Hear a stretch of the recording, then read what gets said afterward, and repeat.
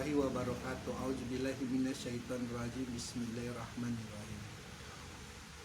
Wa banaina fa'ukum syab'an syidada. Kami membangun 7 langit yang kukuh di atasmu, yang kokoh di atasmu. Satu petunjuk lagi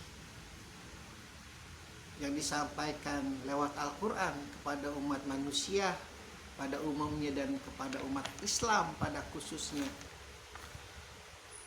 adalah Allah menekankan dia membangun 7 lapis langit yang kukuh, yang kokoh, yang kuat di atasmu. Ketika Allah mengatakan di hadapan Fir'aun, aku bangun langit yang begitu kuat dan aku sempurnakan untukmu Fir'aun. Ini satu contoh saja, satu lapis langit. Lalu bagaimana bayangan kita tuh 6 lapis langit di atas kita, kalau memang ini sudah termasuk terhitung satu. Karena kalau dibilang kami membangun 7 langit yang kokoh di atasmu, berarti di lantai 8, kita kan lantai dasar nih istilah kasarnya nih. Apakah kita termasuk dihitung langit yang pertama? Kalau kita terhitung langit yang pertama, berarti sisa 6 lagi di atas. Kalau mulai hitungannya adalah 7 langit yang kuat di atasmu, berarti sampai lantai 8 istilah kasarnya seperti itu. Allah membangun untuk manusia agar tidak takut kekurangan, agar tidak takut dengan rasa was-was yang dibisikkan oleh laknatullah. Takut miskin harta, takut miskin pendidikan, takut miskin masa depan. 3 kata kunci itu, kemiskinan harta, kemiskinan pendidikan, kemiskinan masa depan, yang selalu dihembuskan dengan napas baunya itu kepada manusia. Manusia kalau sudah takut 3 hal itu, selain mampu menyingkirkan untuk menyembah kepada Allah, juga akan mengucapkan selamat datang kepada rencana-rencana buruk, rencana-rencana jahat, rencana-rencana untuk menghalalkan segala cara. Padahal Allah dengan gamblang mengatakan, aku membangun 7 langit itu. Dan ingat saja nenek moyangmu itu yang disembah oleh malaikat, nenek moyangmu dimuliakan, tenang saja. Begitu. Pun begitu kepada kaum kafir Quraisy yang tergila-gila dengan berhala-berhalanya, yang Rasulullah SAW Muhammad begitu geram kalau mendengar kata demi Lata dan Uzza. Jengkelnya luar biasa. Masalahnya yang menyembah berhala tuh kalau dipikir-pikir, tetangganya Kristen banyak juga kan menyembah patung Yesus yang disalib. Cuman kenapa lebih geram ini kepada Lata dan Uzza? Karena nenek moyangnya di situ Ibrahim menancapkan Hajar Aswad.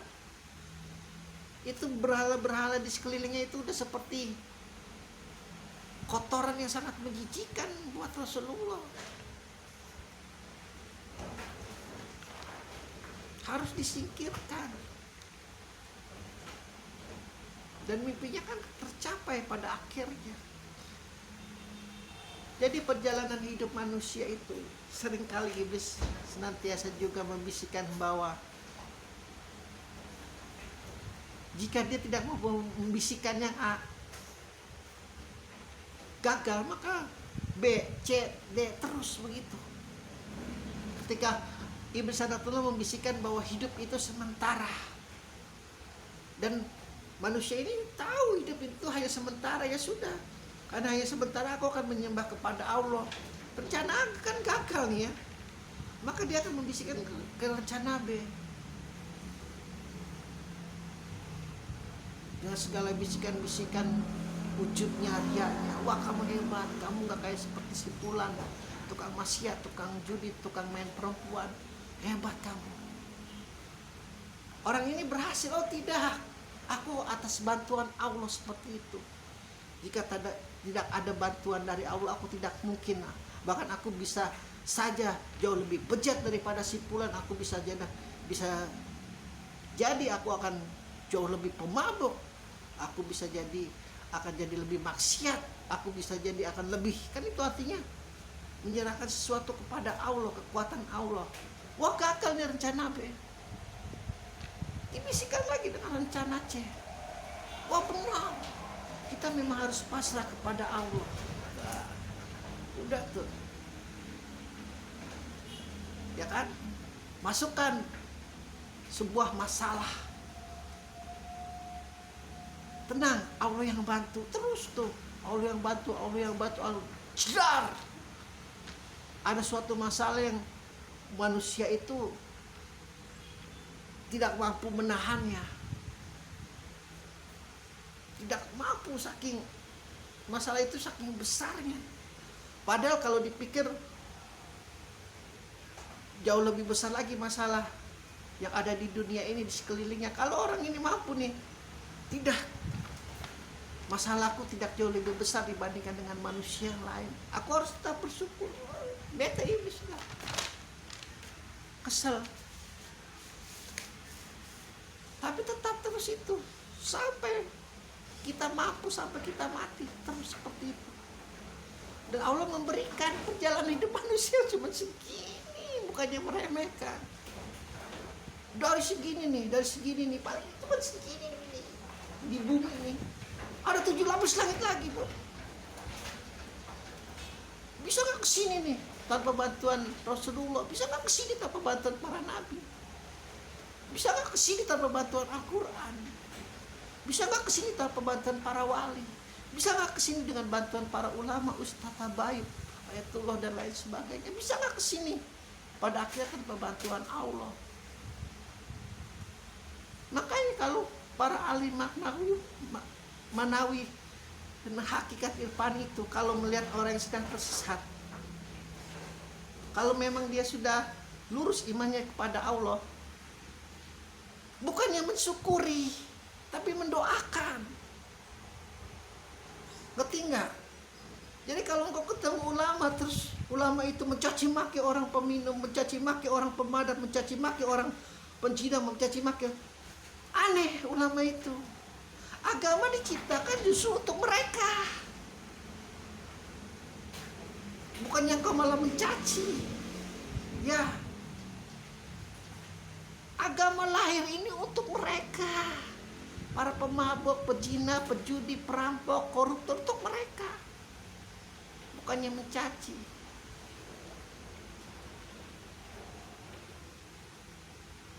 Kalau sudah sampai pada tahap itu, cepat-cepatlah untuk terus dimohonkan bantuannya kepada Allah agar tidak melupakan kemanusiaan di orang itu.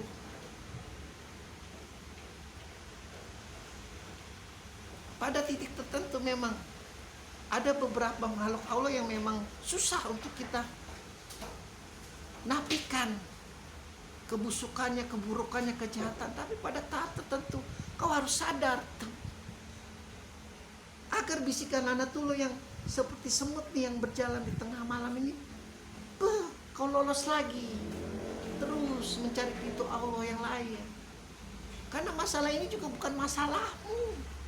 Mau dia masuk neraka, mau dijeblos, ini bukan masalahmu, itu masalah Allah. Hubungannya dia dengan Allah, nanti kau harus terus